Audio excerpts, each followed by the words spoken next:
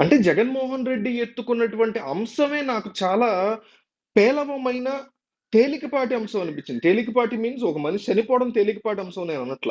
ఆ వ్యక్తిని చంపిన వ్యక్తి కూడా వైసీపీ అనేసి వైసీపీ వ్యక్తి అనేసి లోకల్‌లో ఉన్నటువంటి వైసీపీ వాళ్ళు కూడా చెప్తున్నటువంటి పరిస్థితి వినుకొండలో. అట్లాంటి దాన్ని పట్టుకొని ఆయన ఢిల్లీకెళ్ళడం అనేది అదంత కన్విన్సింగ్‌గా అనిపించట్లేదు. లేదు ఏపీలో జరుగుతున్న హింసాత్మక ఘటనలు టీడీపీ వాళ్ళు వైసీపీ వాళ్ళ మీద కొన్ని చోట్ల వైసీపీ వాళ్ళు టీడీపీ మధ్య దాడి చేస్తున్నారనడంలో ఎటువంటి క్వెషన్ లేదు.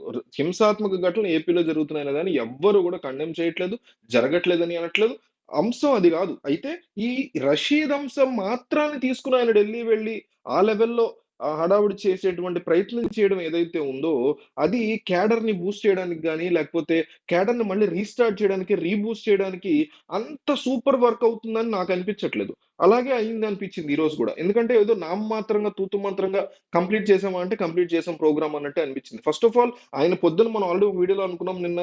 ఆయన సక్సెస్ అయ్యారు అంటే నరేంద్ర మోడీ అపాయింట్‌మెంటో, లేకపోతే అమిత్ షా అపాయింట్‌మెంటో తీసుకొని ఉండాలి. అసలు ఈయన చేసిన పోరాటమే రాష్ట్రపతి యొక్క పరిపాలన తీసుకురావాలి ఆంధ్రప్రదేశ్‌లో అని. ఆల్రెడీ ఉన్న పరిపాలకుల్ని పక్కన పెట్టి 50 రోజుల తర్వాతే కొత్త ప్రభుత్వం పడగొట్టేసి ప్రెసిడెన్షియల్ రూల్ తీసుకురావాలని. సరే అది సాధ్యమా? కాదా?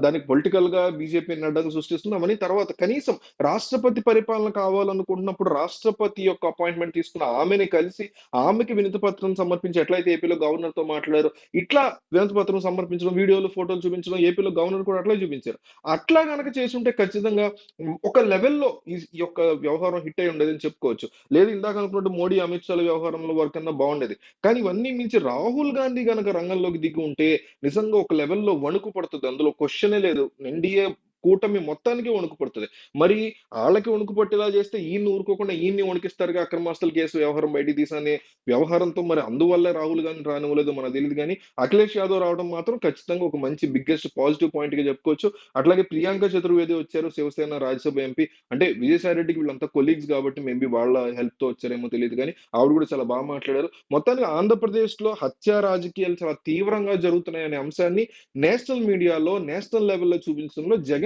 ఖచ్చితంగా సక్సెస్ అయ్యారు. కానీ అది వైసీపీ క్యాడర్ యొక్క బూస్ట్ బిల్డ్ చేయడానికో, జగన్ ఇంకొకసారి సీఎం అవ్వడానికి ఒక ఫౌండేషన్ వేయడానికో అంటే 5 సంవత్సరాల క్రితం ముందు నుంచే కూడా ఒక స్ట్రాంగ్ ఫౌండేషన్ వేయడానికో మాత్రం ఇది ఉపయోగపడుతుంది అని నేను అనుకోవట్లే. ఎందుకంటే దానికంటే బెటర్‌గా మొన్న అసెంబ్లీ బయట జరిగినటువంటి గొడవ విషయంలో బాగా కనెక్ట్ అయ్యారు వైసీపీ వాళ్ళు. సో, ఆల్రెడీ అసెంబ్లీ జరుగుతున్నప్పుడు అదే అసెంబ్లీ బయట లేదా అదే ప్రాంగణంలో ఒక స్ట్రాంగ్ ప్రొటెస్ట్ గనక వైసీపీ చేయగలిగి ఉంటే, ఇదే రాష్ట్రంలో కదా జరుగుతున్నాయి అరాచకాలు, హత్యలు అనేవి ఆరోపిస్తున్నారు. ఇట్లాంటి చోటే గనక ఆయన ఎట్లాగో రాష్ట్రపతికి సంబంధించినటువంటి పరిపాలన తీసుకురాలేదని ఫెయిల్ అవుతారని ఆయనకి తెలుసు.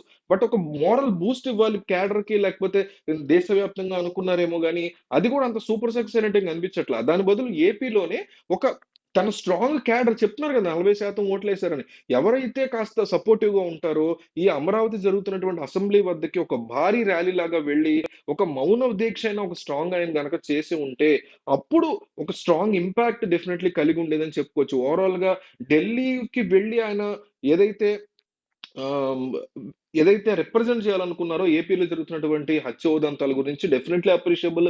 కానీ దానికి ఆయన ఎత్తుకున్నటువంటి సయ్యద్ రషీద్ అంశం అనేది మాత్రం వైసీపీ చంపుకుంటూ వెళ్తున్నావేంటి అనేసి వైసీపీ వాళ్ళే అనేటువంటి పరిస్థితి. షర్మిల లాంటి వాళ్ళు లేకపోతే టీడీపీ వాళ్ళు పక్కన పెడితే వైసీపీ వాళ్ళు చంపుకున్నారయ్యా అనే మరి పరిస్థితి ఉంది. అది కాకుండా ఇంకో కొన్ని సంఘటనలు చాలా ఉన్నాయి. వైసీపీ వాళ్ళని టీడీపీ వాళ్ళు అటాక్ చేసినవి. కొన్ని చోట్ల మాత్రం టీడీపీ వాళ్ళు కూడా వైసీపీ వాళ్ళు అటాక్ చేస్తూనే ఉన్నాయి. నేను కాదంట్లా.